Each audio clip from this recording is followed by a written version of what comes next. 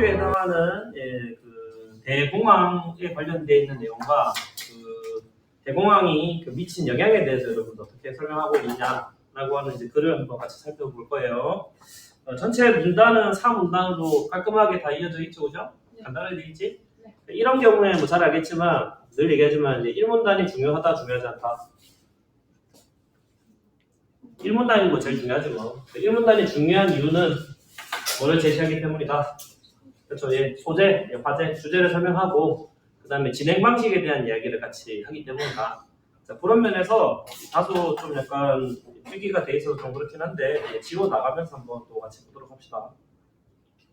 다른 반에 한 것도 똑같이 할 필요는 없잖아. 자, 봅시다. 자, 1929년 미국 주식시장의 붕괴를 기점으로 전 세계계로 확산된 대공황이 경제학에서 가지는 의미는 빅뱅이 물리학에 가지는 의미에 비유되기도 한다라고 되어 있는데 자, 주어 찾아보세요. 뭐야? 대공황이잖아. 네. 맞죠? 얘가 경제학에서 가지는 의미라고 되어 있는데 사실은 얘가 어떻단 말이야? 영향이 컸다 뭐 이야기 하려고 하는 거죠. 맞지? 실제로 찾아보니까 1929년부터 뭐 학자마다 좀 다르긴 한데 대략 한 41년까지를 보는 것 같아요. 그러니까 이제 한 10년 넘게 이어진 그 경기 침체 현상을 대공황이라고 이렇게 얘기를 할 수 있을 텐데 이것이 빅뱅이 물리학에서 가진 의미라고 얘기를 하니까 굉장히 크다 정도로 설명할 수 있겠지. 네. 그 대공황에 대한 이야기를 하자. 자, 산업혁명 이후 서구 경제는 여러 차례의 경기 침체를 경험하였지만 대공황은 불황 정도가 유례없이 깊고 오래 지속하는 점에서 이전의 경기 침체와는 구별된다. 뭐하고 뭐를 비교하고 있어요? 대공황이랑 이전에. 그렇죠. 대공황이랑 그 이전에 있었던 일반적인 경기 침체를 비교한다 이 말이지. 그러면 왜 얘를 대공황이라고 부르느냐? 그에 대한 대공황에 대한 특징이 여기서 나온다 이 말이죠. 그치? 여기서 여기까지가 대공황을 다른 애하고 구별할 수 있는 특징. 불황의 정도가 유례없이 깊고 오랜 시간 동안 지속되었다. 그러면 일반적인 경기 침체는 어떻단 말이야? 짧거나. 그렇죠. 짧거나 얇았다 이렇게 생각할 수 있겠죠. 그렇지? 자, 주식시장의 붕괴는 대공황 이전에도 여러 차례 관찰되는 현상이다. 그럼 여기 말하는 경기 침체라고 하는 것의 대표적인 어떤 현상이 뭐다 이 말이야? 주식시장. 그렇죠. 여기는 주식시장의 붕괴라고 하는 거라고 볼 수 있죠. 맞지? 그 자체가 대공황의 직접적인 원인은 아니라는 점과 대공황의 전개 및 회복 과정에 대해서는 대부분의 학자들이 동의하고 있다. 다르게 얘기하면 얘가 대공황의 원인이 아니다. 그 전개 과정하고 회복 과정을 모든 사람이 공통점으로 바라보고 있다 이 말이죠. 이해되겠지? 자, 그러면 다르게 생각해보면 동의하지 않은 부분도 사실 있을 수 있단 말이에요. 전개 과정하고 회복 과정에 대해서는 사람들이 대부분 동의를 하지만 얘가 왜 일어났는지에 대해서는 사람들이 생각이 다를 수 있다는 거죠. 이미 이제 이 부분에서 이제 설명을 하고 있는 거지. 자, 주식시장의 붕괴에 이은 은행 파산. 맞죠? 그러니까 주식시장이 망했다. 그 다음 단계 뭐? 은행이 파산했다. 그 다음 단계 디플레이션. 사실 디플레이션이 먼저 설명이 조금 더 있었으면 좋았겠지만 이거 배경 지식으로 이해할 수밖에 없을 것 같아요. 요거는 경기 침체에 따라서 물가도 하락하고 그 다음에 통화량도 줄어드는 현상을 디플레이션이라고 한다고 해요. 자, 그래서 보호무역주의의 대두. 그치? 이거는 누구를 보호하겠다? 우리나라 그 자국에 있는 정치 경제를 그 경제 상황을 보호하겠다. 그래서 뭐가 줄어들었다? 국제교역이 감소했다. 그래서 통상적인 경기 침체가 결론적으로 뭐가 되었다? 대공황이 되었다. 이건 이제 위에 나와 있는 예라고 볼 수 있겠죠. 대공황의 전개 및 회복 과정을 조금 더 상세하게 설명했다 이 말이죠. 여기서 여기까지. 그렇죠? 여기서 여기까지는 대부분의 학자들이 동의하는 바다 이 말이죠. 자, 앤드 대공황의 원인과 관련해서도 왜냐면 여기 있는 원인은 없었으니까 설명을 해줘야 되겠지. 얘는 뭐다? 라고 얘기를 했을 때 자, 이것에서는 어느 정도 합의가 이루어져 있다라고 돼 있어요. 그렇지? 첫 번째는 뭘까요? 경제 구조의 불안전성이라고 하는 것. 여기에 대해서는 합의가 이루어져 있다. 맞죠? 앤드 뭐? 경제 정책의 실패라고 하는 것이 대공황을 초래했다. 이 두 가지가 대공황의 원인이다. 라고 설명하고 있는데 그 중에서 어느 부분? 불안정한 경제 구조의 주요 원인에 관해서는 통화가설과 지출가설로 구설되는 두 가지 가설이 존재한다. 그러니까 지금부터는 무슨 이야기 할 거다? 통화가설하고 지출가설에 대한 이야기를 할 거다. 그럼 얘들은 뭐다? 얘들은 원인이다 이거죠. 대공황의 원인을 무엇으로 보았느냐? 좀 더 구체적으로 얘기하면 경제 구조가 왜 불안정했느냐에 대한 질문. 그러니까 뒤에 있는 이 문단을 봤을 때 이 문단은 뭐? 통화 가설인 거고 3문단은 뭐? 지출 가설인 거고 그리고 3문단을 살펴봤더니 3문단은 뭐예요? 대공황의 원인에 대한 상이한 가설이 존재한다. 그리고 두 가지를 종합해 주는 거죠. 그치? 그러니까 간단한 거야. 첫 번째 문단에서 대공황 전체에 대한 설명, 그 다음에 통화 가설, 지출 가설, 마지막 의 혹은 종합 이렇게 되어 있는 거지. 무슨 말인지 이해되겠죠? 네. 그래서 이와 같은 내용을 한번 간단하게 정리해 보면 뭐 이 정도로 다시 얘기를 해볼 수 있을 것 같다. 대공황의 원인, 특징, 그지? 뭐하고 뭐를 비교해 본다. 경기 침체와 대공황이라고 하는 걸 한번 비교해 보자. 그지? 이렇게 했을 때 제일 큰 차이점 머릿속에 한번 떠올려 보세요.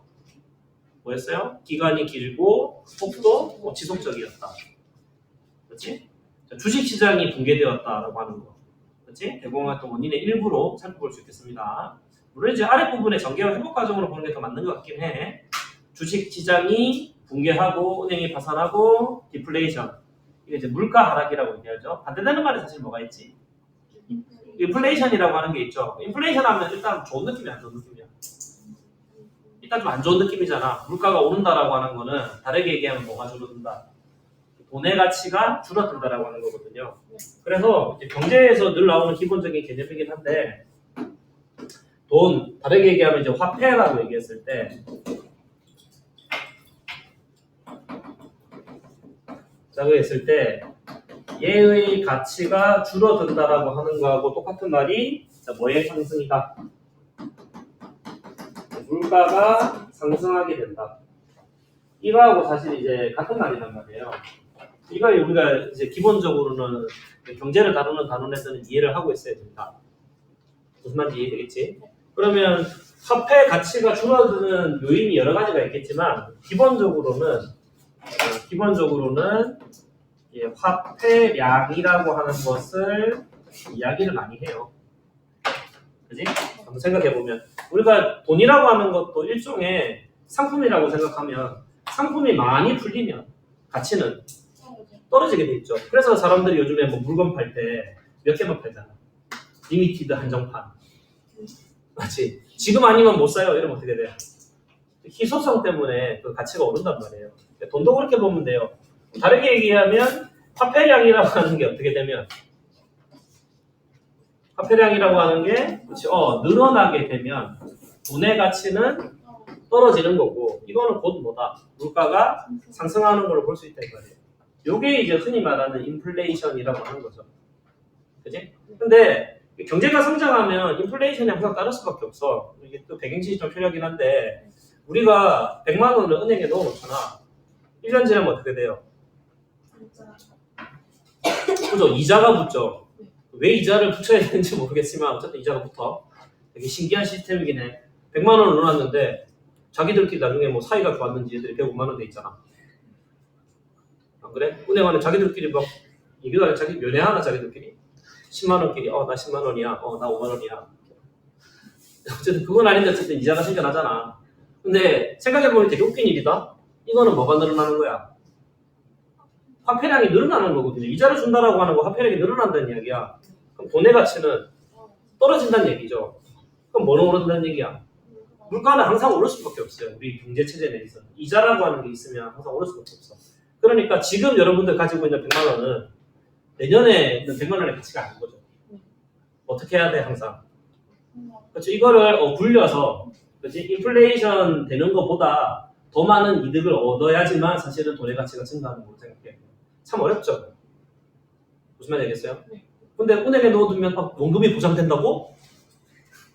되게 놀라운 일이잖아. 왜 뭐 잘 보면 알겠죠. 주변에 어디 투자했는데 실패했어요, 망했어요. 코인 넣어놨는데 코인에서 10억을 벌었어요.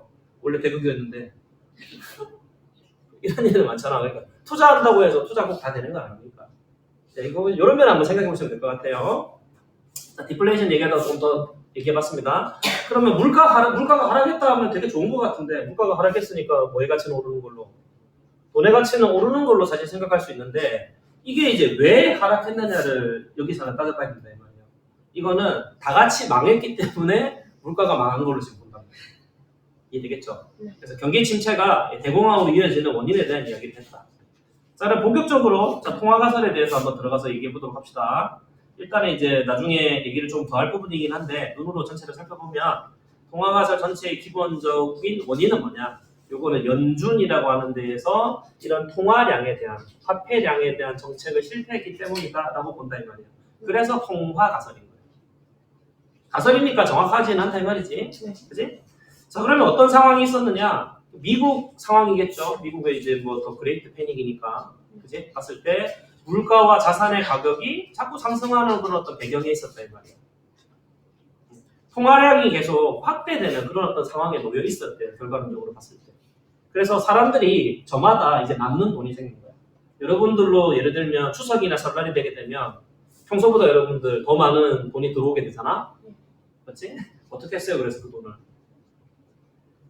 대개는 마라탕 사 먹었지 뭐 이렇게. 근데 그렇게 소비한 나머지 그래도 더 많이 남게 돼. 평소보다 훨씬 더 많이 남게 되잖아. 어떻게 했니? 저축을 하든지 어디에 넣어두잖아. 저축한다는 건 은행에 넣어둔다는 얘기죠. 뭐 때문에? 나중에 이자 받을 거 생각하고 넣어둔단 말이야. 근데 그 이자 받는 것보다 훨씬 더 많은 이자를 받을 수 있잖아. 훨씬 더 돈이 늘어나게 된다면 어떡하겠어요? 거기에 투자를 하겠죠. 거기가 어디야? 거기가 대개는 주식시장이라는 거죠. 주식이라고 하는 거는 내가 10,000원을 넣어뒀을 때 나중에 회사가 잘해서 들어오는 배당금이라는 걸 더 받아서 이익을 더 얻겠다는 입장으로 하는 거니까. 그러니까 주식시장에 많은 돈이 몰리게 된다, 기본적으로. 그러면 결론적으로 뭐가 떠올라요? 물가도 오르고 주식 자체의 가격도 오르게 되는 거죠. 그렇지? 이걸 이제 경제 용어로 이제 거품이 낀다. 이렇게 얘기를 해요. 버블이 여러분 형성된다라고 얘기를 해요. 이해됐죠? 근데 그에 더해서 그 당시 미국의 경제 체제가 뭐였느냐 하면 금본위제라고 하는 건데 금본위제는 이 은행에서 돈을 바꿔줄 때 그 해당하는 예를 들면 1달러에 해당하는 적정한 뭐 금을 이제 기본으로 해서 돈을 바꿔준다. 사실 돈이라고 하는 건 종이 쪼가리니까 아무 의미가 없잖아. 그치? 근데 옛날에는 이 종이 쪼가리를 들고 가면 뭘로 바꿔줬다? 금으로 바꿔줬다 이거죠. 그러니까 종이 쪼가리를 주니까 금을 주는 걸 그래서 사람들이 편리하게 종이만 갖다가 썼던 거죠. 그렇지? 근데 이런 체계 하에서는 문제가 될 수 있는 게 뭐냐면 돈을 마음대로 늘리거나 줄일 수가 없어요. 뭐에 따라서 움직이게 되니까. 그렇지? 금의 보유량, 금에 따라서 움직이게 되니까. 근데 그 상황 내에서 미국이 1900년대 초에 전 세계적으로 수출이 잘 됐거든요. 여러 가지로 봤을 때. 그러니까 지속적으로 뭐가 들어와? 금이 미국 시장에 들어오게 된단 말이에요. 그럼 결론적으로 뭐를 많게 해줘야 돼요?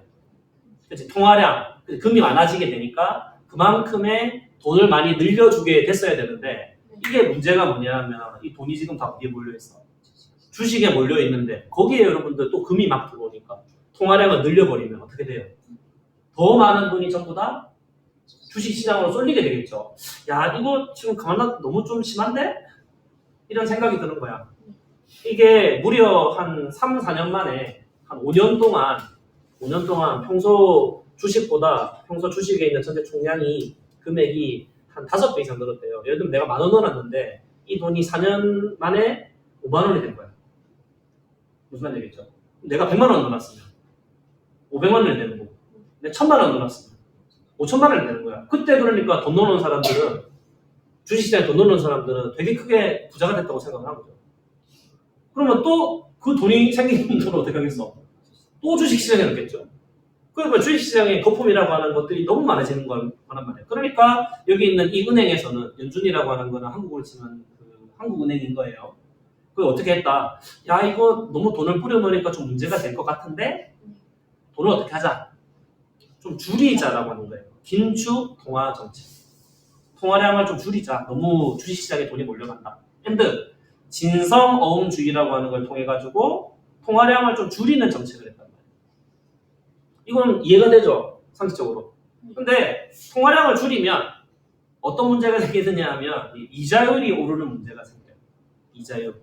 왜냐하면 은행이든 그 은행 같은 경우에는 회사든 가정이든 돈을 빌려줄 거 아니에요. 맞죠?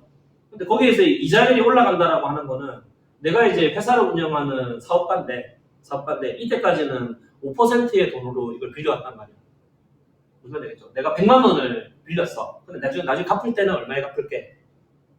105만 원에 갚을게 이렇게 되는 거란 말이죠. 이자를 계속 5%에 갚고 왔는데 이게 통화량이 줄어드니까 이자율이 올라가죠. 돈의 가치가 올라가게 되다 보니까 이자율이 올라갈 수밖에 없죠. 은행에서 야 지금까지 5%에 갚아왔는데 너 5%로 안 되겠어. 너 이제 10%로 갚아. 이렇게 얘기하는 거죠. 그럼 내가 5만 원만 갚아도 되는 입장에서 그치? 10만 원을 갚아야 되니까 누구의 부담이 늘어나? 기업하고 가게의 부담이 늘어날 수밖에 없다. 그러다가 어떻게 된 거야? 어느 순간 못 갚게 되는 회사나 못 갚게 되는 가정이 나오게 되는 거야. 그러다가 이유는 알 수 없는데 어느 순간 주식 시장이 갑자기 폭락하게 된 거예요. 이게 이제 블랙 더스데이, 블랙 먼데이라는 말을 쓰기도 하는데 갑자기 전날보다 주가가 40% 이상, 50% 이상 갑자기 확 떨어지게 된 거예요. 이유에 대해서 뭐 여러 가지로 추측하는 사람들이 있지만 그러다 보니까 기업들은 어떻게 되겠어요? 원래 다 빌린 돈은 주식도 일종의 빌린 돈이죠. 그걸로 사업하고 있다가 자기 주가 갑자기 반으로 떨어졌거든요. 삼성전자에 지금 선생님이 10만 원 될 줄 알고 선생님이 가지고 있는 뭐 1억 다 집어넣어놨는데 삼성전자가 갑자기 내일 3만 원이 됐어. 내 돈. 그렇죠. 그렇게 되는 거죠. 막. 그러다가 기업이 파산하게 되면 망할 수 있잖아, 기업은. 근데 문제는 뭐냐면 은행에서 돈을 빌려줘서 기업이 쓰고 있는데 이 돈을 못 받잖아. 은행도 망하죠, 그죠? 은행이 잘 안 망할 거라고 생각하는데 은행이 망하는 경우가 있더라 이 말이에요. 그러면 은행은 또 저들만 있느냐? 그거 아니에요. 은행들끼리 돈을 주고받고 빌리고 하거든요. 그치? 우리가 생각하는 농협이니 아니면 대구은행이 하는 것들이 사실은 일종의 회사잖아, 은행이긴 하지만. 서로 돈을 빌려주고 있는데 한쪽이 망했다? 지주도 망하죠. 은행 망했어. 회사 망했어. 다 망했네? 그럼 뭐가 줄어들어? 통화량이 또 줄어든단 말이에요. 뭐는 또 올라? 이자율은 또 오르죠. 뭐가 망해? 또 기업 망하죠. 은행 망하죠. 같이 망하죠. 다 망했어. 통화량이 줄어들죠. 뭐는 올라? 이자율은 오르죠. 뭐가 망해? 그렇죠. 주식 망하죠. 기업 망하죠. 은행 망하죠. 어떻게 되는 거야? 이게 이 악순환이라고 하는 게 형성돼 버렸단 말이야. 이게 디플레이션의 큰 원인이다라고 지금 보는 거란 말이야. 무슨 말인지 알겠죠? 네. 그러니까 함부로 이자율을 올리거나 낮추는 일이 잘 하면 건드리면 되게 큰일이 생긴단 말이야. 이게 이제 가운데 부분이에요. 설명인 거죠. 자, 천천히 한번 가봅시다. 자, 통화가설을 지지하는 학자들은 대공황의 원인을 무엇으로 보고 있다? 자, 이게 이 부분이 되겠지? 대공황의 원인은 미국 중앙은행이 연준의 통화정책 실패에서 찾고 있다. 그러면 아래 있는 부분 이걸 설명을 다 해줘야 된다니까. 지금 연준이 뭘 잘못했는데 연방준비은행이라고 하는 건데 이게 되게 특징적인 게 뭐냐면 미국의 통화량이나 이자율을 결정하는 곳임에도 불구하고 국가에 있는 행정부의 소속이 아니에요. 되게 이제 특이한 책인데 우리나라 한국은행 같은 경우에는 어쨌든 한국 행정부의 영향을 좀 약간 받긴 받는데 우리가 별개라 그래. 찾아보니까 그래. 자, 연준이 1920년대 중반까지 공개시장에서 부채 매입을 통해 통화량을 확대함에 따라 1920년 중반까지 연준이라는 애들이 어떻게 했단 말이야? 통화량을 확대했단 말이야. 그래서 어디로 돈이 흘러들었다? 주식시장으로 자금이 유입되었다. 그래서 어떻게 됐어? 물가가 상승하고 자산 가격이 상승하기 시작했다. 요거는 일종의 전반적인 배경인 거야. 그 당시 상황인 거야. 통화량이 늘었다. 당시의 통화 제도로는 무슨 본위제? 금본위제를 채택하고 있었어요. 앞에 있는 말은 뭐냐 하면 금본위제가 뭐다라고 하는 걸 설명해 주는 거죠. 금본위제는 금보유고가 증가할 경우 통화량도 같이 증가시킨다. 뭐가 그럼 늘면? 금이 늘면 통화량도 늘린다. 그래서 목적이 뭔데? 자국화폐와 금의 교환 비율을 일정하게 유지하는 금본위제. 이 돈을 들고 가면 1달러를 들고 가면 금 얼마? 1만 원을 들고 가면 금 얼마?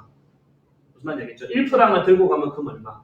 요거를 정해놓고 좀 유지시켜놨단 말이에요. 자, 그런데 미국은 어땠느냐? 수출 증가에 따라서 해외로부터 지속적인 금의 유입으로 보유고가 증가했다. 그러면 위에 있는 금본위제에 따르면 뭐도 늘려줬어야 돼? 그렇지. 통화량을 증가시켜줬어야 됨에도 불구하고 그렇게 했다 안 했다? 안 했다라는 거죠. 자, 주식시장 과열을 진정시키기 위해 이게 목적이잖아.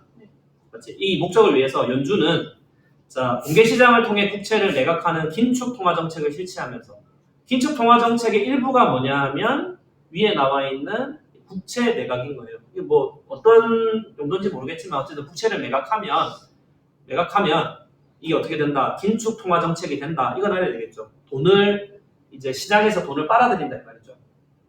무슨 말인지 알겠죠? 매각은 판다는 거예요, 사실은. 판다는 건데 국가가 시민들한테 사람들한테 채권을 팔면서 이거 나중에 얼마 할게, 얼마로 돌려줄게라는 거니까 지금 돈 있는 사람들 같은 경우에는 어쨌든 그걸 살 거 아니야. 시장에 있는 사람들이 이거 괜찮네 하면서 사버리면 시장에 있는 돈 자체가 줄어들죠. 그러니까 통화량을 줄이는 정책을 했단 말이에요. 이해됐죠? 네. 자, 그래서 뭐가 감소하면서 통화량이 감소했는데 통화량이 감소하면 되게 중요한 것 중에 하나죠. 앞에 다시 설명했지만 통화량이라고 하는 거 위에는 이 화폐량인 겁니다. 얘가 감소하게 되면 그지? 어떤 일이 일어난다? 이자. 그렇죠. 이자율이라고 하는 것은 올라가더란 말이에요. 이자율은 상승할 수밖에 없다. 이게 대전제야. 큰 전제야. 이해됐지? 네. 그래서 대공황이 왔다. 자, 따라서 이러한 대공황을 극복하기 위해서는 자, 중요한 포인트가 되겠습니다. 뭐 통화량을 확대하는 정책을 추진했어야 한다. 맞지? 이게 해결책인 거죠. 해결책인데 이렇게 했다 안 했다? 안 했다 이 말이죠. 맞죠? and 자 어떤 어용주의, 진성어용주의를 기본으로 삼고 있어서 얘는 어떤 설명인 거야? 상업활동에 사용된 어음만을 인수해서 통화량을 증가시키는 진성어음주의. 그러면 실제로 이 어음 중에서 어쨌든 뭐그 어음이라고 하는 것도 일종의 채권인 건데 이걸 이제 통해서 통화량을 이제 증가시킬 수 있는데 아주 제한적으로 통화량을 증가시켰다는 거죠. 이해되겠죠? 네. 그래서 이게 결론적으로는 사람들이 상업활동이 위축되는 시기에는 통화가 오히려 줄어드는 경향이 있었다. 아주 제한적으로 통화량을 늘릴 수 있는 건데 회사가 자꾸 망하다 보니까 어음 자체가 안 돌아서 결론적으로는 통화량이 줄었다 이 말이에요. 지금 우리가 해야 되는 거는 뭔데? 통화량을 확대시켜야 되는 건데 이 연방준비은행이라고 하는 곳에 있는 여러 가지 어떤 행동들은 통화량을 줄이는 방향으로 갔다. 이해되겠죠? 네. 자, 그래서 결론적으로 다시 한번 설명해요. 진성어음주의 하에서의 통화정책은 시장 유동성을 줄이는 방향으로 갔다. 다르게 얘기하면 통화량이 줄었다 이 말인 거지. 네. 그래서 그 다음부터는 과정인 겁니다. 통화 긴축, 통화량이 줄어. 그러니까 뭐가 폭락해? 주식시장이 폭락해. 기업이 파산해. 은행 도산돼 없어져. 맞죠? 네. 근데 하나의 은행이 도산을 했을 때 빨리 얘들 혹시 다른 은행도 다 넘어가는 거 아니야? 라고 해서 연준이 통화량을 늘렸으면 다른 은행이 안 넘어갔을 건데 은행이 연쇄도산. 그러니까 은행이 다 망하니까 돈이 더 줄어들죠. 네. 통화량 위축, 물가 지속적으로 하락. 물가 하락이 무조건 좋은 게 아니란 말이에요. 여기서는 경제가 다 망하니까 물가가 떨어지는 거예요. 살 사람이 없으니까 물가가 떨어지는 거예요. 이거는 되게 위험하죠. 네. 자, 그래서 디플레이션을 이야기하고 실물 경제 악화를 초래했다. 여기까지가 여기 있는 이 통화가설 입장에서의 과정. 자, 그럼 어떻게 했어야 한다? 연준이 국채를 매입하는 이걸 통해서 시장에 적극적으로 통화량을 공급하였다면 이게 해결책이죠. 그러면 단순한 경기 침체가 대공황까지는 이어지지 않았을 것으로 주장한다. 그러니까 통화량이 그 모든 일의 문제다. 네. 이해되겠어요? 네. 그래서 무슨 가설이다? 통화 가설이다. 자, 그러면 지출 가설 같은 경우에도 같은 구조를 가지고 있습니다. 이 부분 설명을 이제 길게 했던 게 사실 이런 이유예요. 자, 주식시장 붕괴에 따른 내구재에 대한 소비 감소가 미국 대공황의 원인이라고 주장한다. 이건 뭘로 보는 거야? 여기는 이 부분을 원인으로 보는 거죠. 그지? 주식시장 붕괴에 따른 소비 감소. 그러면 이제 처해 있는 배경을 살펴봐야 되겠지. 그럼 배경은 사실 비슷해요. 위에서 거의 유사하다고 그랬잖아. 자, 살펴봤을 때 자, 제1차 세계대전 당시 유럽의 군수물자를 판매함으로써 엄청난 부를 축적하는 한편 설비 투자를 지속적으로 확대시켜 나갔다. 설비 투자라고 하는 거는 공장이나 뭐 이런 것들 이제 투자를 하는 거죠. 네. 공장을 많이 지었다 이런 거야. 예를 들면 지금 대구에 보면 아파트가 지금 많아요, 저거. 많잖아. 맞지? 근데 이제 아파트 뭐 짓는다고 해서 뭐 일주일 한 달 만에 뚝딱 생기는 거 아니잖아. 지금 아파트들은 한 1년이나 2년 전에 지었던 것들이 지금 공급되고 있는 거지. 맞니? 네. 그러다 보니까 1, 2년 전에 많이 지어놓으니까 지금 어때? 지금 엄청나게 많이 됐잖아. 근데 살려고 하는 사람들이 그렇게 많니? 전에보다는 많이 줄었다라고 봐야 되겠죠. 그치? 그러다 보니까 아파트 값이 어떻게 지금 돼야 되는 거예요? 낮아지고 줄어져야 되는 그런 어떤 상황에 놓이게 된 거지. 비슷하게 이렇게 많이 돈이 들어왔는데 이거를 설비에 다 투자를 했는데 옛날에는 공장을 지으면 짓는 대로 물건이 다 팔려 나갔단 말이야. 근데 그렇게 해도 돈이 더 남아. 그 돈은 어디에 썼단 말이야? 금융자산 같은 데 썼단 말이죠. 예를 들면 집을 짓는 건축회사이지만 남는 돈이 있었을 때 남는 돈을 건축에 다시 투자할 수 없으니까 그 돈 어디에 투자하겠어? 돈이 될 만한 주식에 투자한다 이거예요. 무슨 말인지 알겠죠? 삼성전자 당연히 여러분들 전자제품 만드는 데잖아. 반도체 만드는 데잖아. 자기가 남은 이익이라고 하는 것들, 추가 이익이라고 하는 것들을 반도체 만드는 데 투자를 해야 되겠지만 그렇게 해도 돈이 몇십 조가 남았어. 어떻게 하겠어요? 그치? 돈을 쉽게 벌 수 있는 주식이나 다른 데 투자한다면 분산 투자를 한단 말이야. 무슨 말인지 알겠죠? 그러다 보니까 뭐가 커진 거야? 주식시장이 커진 거죠. 그러다가 어떤 일이 일어났어? 시장의 내재적 불안성에 따른 예기치 못한 요인으로 뭐가 붕괴했어요? 주식시장. 그 주식시장이 붕괴했다라고 하는 게 주 포인트죠. 주식에 돈을 다 넣어놨는데 주식이 망했다. 라는 거지. 네. 무슨 말인지 알겠죠? 사실 앞부분은 여기 나와 있는 이 부분은 원인을 모르겠다예요. 사실. 그래서 얘기하면 뭔지 모르겠는데 어쨌든 뭔가 이유가 있어서 주식시장이 망했나 봐. 그러면 주식시장 망했어. 내가 주식에 돈을 넣어놨어. 앞으로 뭔가 상황이 안 좋아지는데? 그러면 여러분들 돈을 쓰겠어요? 안 쓰겠어요? 안 쓰겠죠. 그죠? 앞으로 힘들다 그러면 사람들이 소비를 줄일 거다 이 말이지. 그게 위에 나와 있는 이 부분이죠. 네. 소득에 대한 불확실성이 증가하니까 사람들이 뭐를 사지 않는다? 주식. 내구재 소비를 하지 않는다. 다르게 물건을 사지 않게 되었다. 그러면 공장은 많이 지어놨고 공장에서 나오는 물건은 양은 그대로인데 사람들이 안 사니까 이게 재고가 남죠. 재고가 많이 남으니까 사람들이 기업이 투자를 해야 해요. 투자 안 하죠. 투자가 감소하죠. 투자 감소했다는 이야기는 노동자를 어떻게 한단 말이야? 자른다 이 말이죠. 왜냐하면 100명 가지고 예를 들면 그 공장이라는 데가 장사가 잘 되면 식당이 장사가 잘 되면 누구를 채용해야 돼요? 직원을 채용해야 되는데 장사가 안 되니까 나가 이렇게 얘기하는 거죠. 네. 그지? 실업 증가를 이야기해 노동자의 소득이 줄어들었다. 예를 들면 내가 직업이 있어서 직장이 있어서 지금까지는 뭐 100만 원 가지고 마라탕 100만 원치를 사 먹었는데 내가 다음 달에 잘리게 생겼어. 마라탕 100만 원치 사 먹을까? 아니겠죠, 그죠? 그러니까 살려고 하는 그 소매 그 력이 줄어든 거죠. 결론적으로 기업의 투자 감소라고 하는 게 실업 증가, 실업 증가는 소비 수요 감소. 그러면 살려고 하는 사람들이 더 없잖아? 맞죠? 네. 그럼 공장은, 물건은 더 안 팔리죠? 그러면 그 공장에서 일하는 사람은 또 잘라야 되죠? 자르면 돈이 없죠? 돈이 없으면 못 사죠? 못 사면 공장은 또 자르죠? 그러다 어떻게 되는 거야? 공장 망하고. 맞죠? 네. 일하는 사람들 다 나와서 실업자 되고. 그지? 뭐 살 수가 없고. 살 수가 없으니까 뭐는 떨어지고.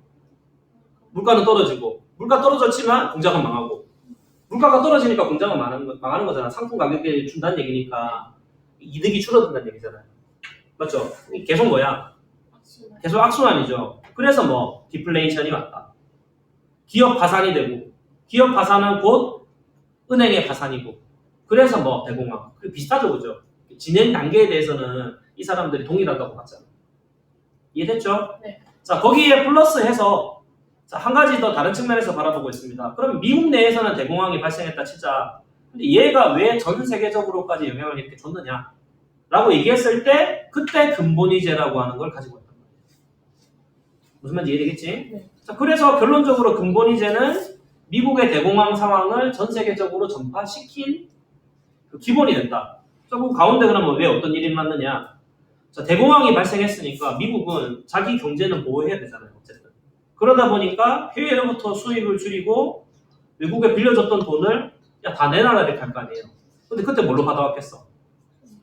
금으로 받아왔단 말이에요. 안 그래도 금 많은데 외국에 빌려준 돈, 우리가 빌려줬으니까 너 금으로 갚아내.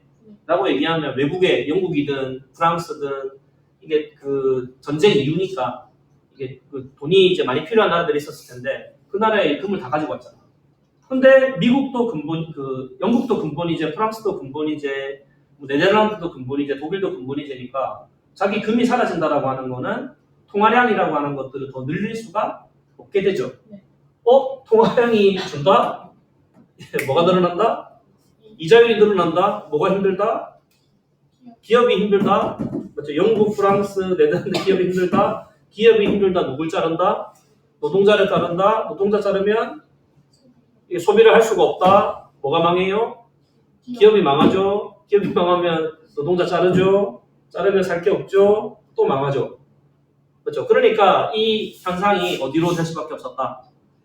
전 세계적으로 전파될 수밖에 없었다. 네. 자, 따라서 이들의 대공황의 원인은 민간의 소비 수요 감소에 따른 거다. 그 민간이라고 했지만 가정, 가게에서 살 수 있는 여력이 없으니까. 그래서 안 사서 못 사게 되어서 망하게 됐다니까 어떻게 했어야 한다. 정부가 팽창적인 재정 정책을 실행했어야 한다. 이거는 뭐가 목적인 거야? 민간 수요를 진작해서 인플레이션을 유발하는 게 목적이었죠. 민간 수요를 진작한다? 이건 무슨 말이에요? 사람들한테 살 수 있는 여력을 가지게 해준다. 라는 거죠. 돈을 준다 이런 말이고요. 그래서 비슷한 예로 이번에 코로나 때 이제 우리나라도 마찬가지로 우리나라는 뭐 전 국민한테 제시하지 않았지만 뭐가 나왔어요? 지원금이 있었죠. 네. 그지? 생각해보면 알 수 있는 게 뭐냐면 코로나 상황은 뭐 어쨌든 100년, 200년은 갈 거라고 생각하진 않았잖아. 네. 지금 이제 얘기한 것처럼 몇 년 있다가 줄어들고 2, 3년 있다가 지금 종결된 걸로 얘기하고 있잖아. 맞지? 그동안 가게 기업이 어떻게 됐을까?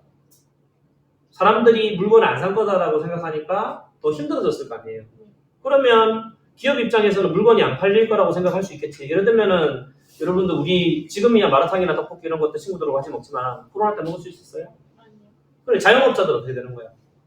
다 망하는 거잖아. 자영업자들 망하고 나면 그 사람들 실업자 되죠. 실업자 되면 물건을 할 수 있어 없어? 못 사죠. 물건 못 산다? 회사 망한다? 실업자 된다? 그게 뭐예요 이게? 이게 디플레이션이잖아. 네. 그러니까 이걸 끊어주려면 어떻게 해야 돼? 지원. 그 지원금을 줌으로 인해서 소비를 하게 하는 거죠. 사람들이 물건을 산다? 회사에서 사람을 채용한다? 월급을 준다? 돈이 생긴다? 소비한다? 이렇게 되는 거죠. 무슨 말인지 알겠지? 그래서 이 시기에 어떤 정책이 있었냐면 여기 이제 빅딜이라고 하는 정책을 통해가지고 국가에서 예를 들면은 미국 남부에 보면은 되게 이제 큰 댐 같은 거 이런 걸 건설하고 혹은 도로 안 놔도 되는데 되게 큰 도로 놓고 그 사람들 노동력이 많이 필요하잖아요. 건물 세우고 이렇게 하면 그거에서 매일매일 이렇게 돈을 줬대요. 사람들한테. 그러니까 그렇게 소비력이 늘어나게 되어서 어떻게 된 거예요. 다시 회사가 살아나고 이렇게 이제 했다라고 합니다. 물론 이제 나라가 크니까 가능한 일이죠. 그치? 그리고 이번 코로나 때 미국 같은 경우에는 1인당 기억이 정확하지 않는데 한 $4,000까지 그냥 줬죠. 그지? 쓰라고. 생활에 관련돼 있는 걸 하든 어쨌든 소비를 하든. 자, 따라서 통화당국의 재량적이고 신축적인 통화량 조절을 위해서 국제통화제도의 개편이 필요함을 얘기를 했다. 왜냐면 근본이제라고 하는 게 유지가 되면 금의 보유량에 따라서 통화량이라고 하는 걸 정해져야 되니까 금이 없는 나라는 돈을 못 늘린단 말이죠. 그러니까 근본이제라고 하는 거는 대공황 이후로 어떻게 됐다? 사실 폐지가 됐어요. 무슨 말인지 알겠죠? 요 폐지됐다라고 하는 게 작년 수능에 나왔어. 근본이제를 폐지하고 무슨 브레턴 우드 체제라고 하는 게 사실 이제 통화량이라고 하는 걸 그냥 정한다. 자, 마지막 부분. 자, 대공황의 원인에 대한 상이한 가설, 원인이 정확히 규명되지 않았기 때문이다. 맞죠? 원인을 잘 모르겠다. 두 가지가 대립하고 있으니까. 맞지? 근데 유사는 명확하다. 무슨 말이야? 그 다음 해결책이나 이렇게 해야 된다라고 하는 그 방법은 나왔단 말이야. 솔루션은 나왔단 말이야. 자, 뭐예요? 첫 번째. 대공황 회복 과정에서 정부의 역할에 대한 민간의 인식이 변했다. 사실 이제 좀 비슷한 말인데, 그 이전까지는 정부가 시장이나 가게에 개입을 해야 된다, 개입하지 않아야 된다. 안 해야 된다는 입장이었다면, 사람들은, 이럴 때는 정부가 좀 돈을 써야 되겠는걸? 경제학에서 여러분들 크게 주체로 잡는 게 세 개잖아? 뭐예요? 제일 중요한 게 가게, 기업, 정부. 여기서 이제 생각이 바뀌었다라는 거고, 자, 그러다 보니까 공공 부분이 확대될 수밖에 없다. 지금도 우리나라 정부에서 공공정책을 통해서 공공 일자리를 이렇게 줘요. 특히 이제 어느 계층한테 줍니까? 사회 취약계층들, 예를 들면 노년층한테 공공 근로사업이라 그래서 예를 들면 뭐 초등학교 앞에서 뭐 깃발 올려주는 거라든지 그 외에 여러 가지 어떤 일들을 하거든요. 그거 하면서 일종의 복지 개념으로 이렇게 하는 거죠. 그렇지? 최소 어떤 그 금액이 내는 것도 대시하는 것도 이런 이유인 거고, 그 다음 자유방임주의는 수정되지 않을 수 없었다라고 얘기했으니까 수정했다 이 말이죠. 그치? 그리고 중앙은행의 적극적인 노력과 대응이 필요하다. 경우에 따라서는 통화량, 정확히 얘기하면 이제 이자율이라고 하는 걸 어떻게 높이거나 낮추느냐라고 하는 거를 결정하는 이런 게 필요하다. 그래서 이제 TV나 뉴스에서 지금 늘 나오는 이야기가 뭐냐면 미국의 이자율이 몇 퍼센트 올랐습니다. 내렸습니다. 이런 이야기 막 하잖아. 네. 그렇지. 그게 여기서 나오는 거예요. 왜? 이 이자율이라고 하는 게 어디에 영향을 미쳐요? 물가나 통화량이나 그 다음에 뭐 회사나 이런 데 전체적으로 영향을 미친단 말이에요. 맞지? 네. 미국의 통화량이 왜 그러면 우리나라에 영향을 줘? 우리나라에 외국 자본들이 많이 들어와 있거든. 미국 자본들이 많이 들어와 있거든. 그러면 예를 들면 미국 은행에 이자를 5% 주는데 우리나라 은행에 이자율을 4% 준다 생각해보세요. 그 사람도 우리나라 은행에 돈을 넣어놓겠니? 아니요. 뭐 1%밖에 안 되는데 넣어놓으면 안 돼요? 근데 내가 돈이 1조가 있으면 1조에 1% 하면 100억이잖아. 내가 클릭 한 번 해서 미국으로 옮기면 100억이 생기는데? 클릭 안 할래? 클릭하겠죠? 무슨 말인지 이해되겠어요? 국제 자본은 그 국적이 없이 여기는 이자율만 보고 움직인단 말이야. 맞지? 우리나라에 외국 자본이 들어오려고 하면 미국보다는 뭐가 높아야 돼? 이자율을 높게 잡아 놓을 수밖에 없단 말이야. 그래야 미국에 있는 사람들이 남는 돈 우리나라에 투자할 거 아니에요. 무슨 말인지 이해되겠어? 네. 근데 문제는 이자율이 높아지면 어떻게 돼? 어떻게 돼? 그렇죠. 예, 선생님이 지금 은행에 갚아야 될 돈이 늘어나잖아. 이해되겠어요? 미치겠네 진짜. 네. 자, 예, 그런 이야기입니다. 그래서 함부로 이자율이라고 하는 걸 또 건드리기가 되게 힘들어요. 자, 이런 재밌는 이야기다. 우리 주변에 있는 말이죠. 예, 남의 일이라고 생각하지 마. 다 너희 이야기야. 아니면 이 아파트 현금으로 사든지. 5억입니다. 여기 있어요. 턱. 이렇게 할 수 있으면 모르지만 은행에 빌려서 우리 다 사야 되잖아. 뭐 나중에 뭐 남편한테 사줄 건가? 뭐 알 수가 없죠. 그거는 여러분들 또 개인 그에 따라 다른 거니까. 자, 확인. 자, 적절하지 않은 거 답은 몇 번입니까? 이거 1번이죠. 그지? 예, 선호관계가 틀렸어요. 뭡니까? 예, 디플레이션이 발생하고 이자율이 상승하기 시작함으로 인해서 결론적으로 뭐 대공황이 발생한 걸로 봐야 되겠죠. 대공황 때문에 이렇게 된 게 아니죠. 대공황은 뭐냐면 경제 침체가 길어진 걸 대공황이라고 얘기하는 거니까. 이해됐죠? 네. 자, 다른 건 맞는 말입니다. 자, 대공황은 이전 시기의 통상적인 침체에 비해서 길었다. 이해됐죠? 연준의 국채 매입은 통화량 증가시켜서 이자를 낮췄다. 이거 반대말이잖아. 통화량을 증가시키면 이자를 낮추는 거다. 맞죠? 통화가설, 통화량 확대, 지출가설, 재정지출 확대. 아마 이해될 겁니다. 자, 5번 이런 걸 뭐라고 위해서 따옴표로 얘기했나요? 애덤 스미스? 그렇죠. 보이지 않는 인비저블 핸드라고 하는 게 요건 거죠. 그래서 개입하면 안 된다. 뭐 윤리하는 친구들 알겠지만은 뭐 야경국가 이런 거 얘기할 때 여기서 나온 거죠. 경찰하고 뭐 이런 것만 고대만 하고 나머지는 내버려둬라. 그렇지? 자, 2번. 자, 설명이 약간 좀 긴 부분인데, 자, 요약해서 얘기하면 이렇게 볼 수 있겠습니다. 그냥 빨리 얘기하고 넘어갈게요. 자, 경제학자 A라는 사람이 나오는데, 이 사람이, 야, 통화가설 너희들 틀린 거 아니야? 라고 주장을 했어요. 왜? 실제 통화가설을 주장한 거는, 야, 너희 얘기한 것처럼 통화량이 줄어들면, 이자율이 상승한다라고 얘기했으니까, 이 현상이 어디서 관측이 돼야 돼? 대공황 시기에 관측이 돼야 되는데, 찾아보니까 안 그렇던데? 이자율 안 올랐던데? 너 말 틀린 거 아니야? 라고 얘기를 했어. 그러면서 뭘 주장했느냐? 아, 명목 변수라고 하는 거고 실질 변수를 구분해야 돼. 겉으로 나왔을 때 몇 퍼센트 올랐습니다, 줄었습니다. 그것도 있지만 실질적으로 이 사람들이 어떻느냐를 따져봐야 돼. 이 얘기를 했단 말이야. 예를 들면 선생님 월급이 10%가 올랐어. 되게 좋잖아. 와, 10%나 올랐네? 좋아할 수 있는데 물가가 15% 올랐네? 그럼 실질적으로 어떻게 되는 거야? 돈이 안 오른 거죠. 무슨 말 되겠어요? 선생님이 월급을 만약에 한 500만 원 받는데 10% 올라서 550만 원이 됐어. 그럼 50만 원 올랐으니까 명목상으로 좋잖아. 근데 이때까지 선생님이 밥 사 먹고 이렇게 하는데 국밥 사 먹는데 국밥이 이때까지 한 9천 원 이렇게 했다가 국밥이 지금 3만 원이야. 그러면 3배 오르면 그러면 돈이 올라도 오른 게 아니잖아요. 이게 명목하고 실질인 거예요.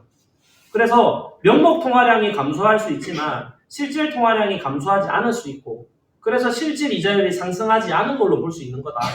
라고 경제학자 A는 주장을 한 거예요. 무슨 말인지 이해되겠죠? 네. 근데 그래서는 뭐라고 얘기하고 있느냐? 뒷부분을 봐야 되겠죠. 그러나라고 얘기하고 있잖아. 여기서 A라는 사람이 계산한 너는 사후적 실질 이자율이다. 너는 이미 남들이 다 계산된 거를 좀 나중에 이제 관측해서 봤을 때 이자가 이만큼 나온 걸로 계산한 거지. 실질적으로는 그렇지 않을 수 있다. 그러면 밑에 있는 이 부분은 통화가설의 이야기란 말이에요. 통화가설을 얘기하는 사람들이 여기에 대해서 반박을 해야 되겠죠. 그지? 반박을 어떻게 했느냐? 통화량 감소에 따라서 이자율이 상승하지 않을 수 있다. 찾아보니까 그런 것 같아. 그렇지만 그럼에도 불구하고 경기 침체, 다르게 얘기하면 뭐 대공황은 발생하는 게 가능한 것 같아. 그러니까 위에서 어떤 개념을 가지고 왔냐면 사전적 실질 이자율이라고 하는 개념을 가지고 있는 거예요. 자, 그래서 정리하면 밑에 나와 있는 요 표로 설명할 수 있어요. 명목 이자율이라고 하는 거, 겉으로 드러나는 이자율은 실질 이자에서 기대 인플레이션율을 더해서 계산하는 건데, 이런 식으로 이제 그 나와 있는 걸 정리하면 이렇습니다, 그죠? 네. 아랫부분에 이렇게 돼 있어요. 실질 이자율이라고, 명목 이자율은 사전적 실질 이자율에 기대 인플레이션율을 더한 거다 라고 돼 있습니다, 맞죠? 이렇게 지금 돼 있는데 뭐에 따라서 기대 인플레이션율과 그 다음에 실질 이자율에 따라서 이 명목 이자율을 다르게 볼 수 있다라고 지금 설명했단 말이에요. 자, 무슨 얘기냐? 기대는 예측이에요, 예측. 앞으로 물가가 얼마나 오를 거냐? 대개는 물가는 오르잖아. 얘는 양수란 말이에요. 근데 어느 상황일 때 디플레이션, 앞으로 경제 침체가 되고 안 될 거다라고 생각되면 물가가 줄어들 거라고 생각된단 말이죠. 네. 그때는 이 값이 어떤 값을 가질 수 있어? 운수값을 가질 수 있는 거죠. 무슨 말인지 알겠죠? 네. 이때 실질 이자율이 5%다라고 얘기하면 그때 눈앞에 나오는 명목 이자율이 2%가 될 수 있다. 무슨 말인지 지금 이해되겠죠? 네. 근데 이제 전체 경제에 뭐가 영향을 많이 주느냐 하면 위에 나와 있는 그 사전적 실질 이자율이라고 되어 있지만 실질 이자율 가운데 있는 이 부분이 경제에 되게 큰 영향을 많이 미칠 수 있는데 밑에 있는 디플레이션 상황에서는 그 상황 그 나오는 그 논리가 좀 다를 수 있다. 이렇게 지금 본문에서 설명을 하고 있는 겁니다. 자, 그러면 이제 문제를 한번 살펴봤을 때 여기 내 유형을 한번 이렇단 말이야. 자, 통화가설이 성립하기 위해서는 그러니까 누구 입장인 거야? 위에 있는 이 경제학자 A의 입장인 게 아니라 밑에 있는 이 사람들 입장에서 보란 말이죠. 그러면 명목 이자율의 상승이 필수적인 요건이다 라고 얘기했지만 실제 이 사람들은 뭐가 중요하다? 그렇죠. 사전적 실질 이자율이 더 중요하다고 얘기를 했거든. 그러니까 1번은 답이 될 수가 없어요. 무슨 말인지 이해되겠죠? 네. 자, 통화가설을 지지하는 학자들, 밑에 있는 이 학자들이잖아. 맞죠? 대공황 당시에 기대, 예측되는 인플레이션율이 실제 인플레이션율을 상회했다, 높았을 거다. 이렇게 생각하는 건데 대공황 때는 디플레이션이 일어났잖아. 네. 맞죠? 그러니까 기대에 생각했던 것보다 실제 인플레이션율이 훨씬 더 떨어진 걸로 봐야 되죠. 하회한 걸로 설명을 해야 되겠죠. 아주 쉽게 설명하면 디플레이션이 일어났으니까 이거랑 다를 거다라고 이제 얘기를 하는 거지. 말 거꾸로 했어. 자, 기대 인플레이션율이 0이다. 답은 이제 3번인 건데 보세요. 얘가 0이라고 가정을 해보자 이 말이야. 그러면 뭐하고 뭐가 같아져 버려? 명목이랑 그렇지. 명목이랑 실질이 사실 같아져 버리잖아요. 그러니까 명목 이자율이 준다라고 하는 거는 뭐가 주는 걸로? 실질 이자율이 주는 걸로 봐도 되거든. 네. 그러면 가운데 부분에 실질 이자율이 상승하면 안 좋다라고 얘기를 했는데 맞지? 얘가 감소한다라고 얘기하면 투자 및 소득이 증가한다고 봐야 되겠죠. 그래서 답이 몇 번이다? 예, 답이 3번이다. 이해되겠죠? 예, 다른 것들은 한번 생각하고 보시면 될 텐데 4번 같은 경우에는 바로 직관적으로 알 수 있으니까 예, 디플레이션에 대한 기대가 존재한다? 이 상황이잖아. 그럼 두 개 중에 뭐가 높으냐라는 말인 거예요. 뭐가 높아야 돼? 실질이 높아야 되죠. 무슨 말인지 이해되겠지? 네. 숫자를 집어넣고 생각해보면 예, 1번, 3번, 4번을 쉽게 알 수 있다. 예, 뒤에 있는 다른 것들은 해설이 조금 필요할 수 있어요. 네. 이해됐지? 네. 여기 있는 부분은 EBS에도 충분히 설명이 되어 있으니까 선생님이 한 4분, 5분 있거든요. 혹시 이해가 안 되는 부분이 있으면 선생님하고 포인트가 좀 다를 수 있어요. 그거 보시고 여러분들 다시 한번 이해해 보시도록. 제일 중요한 포인트는 어쨌든 요거다. 자, 오늘 여기까지 수고 많았습니다.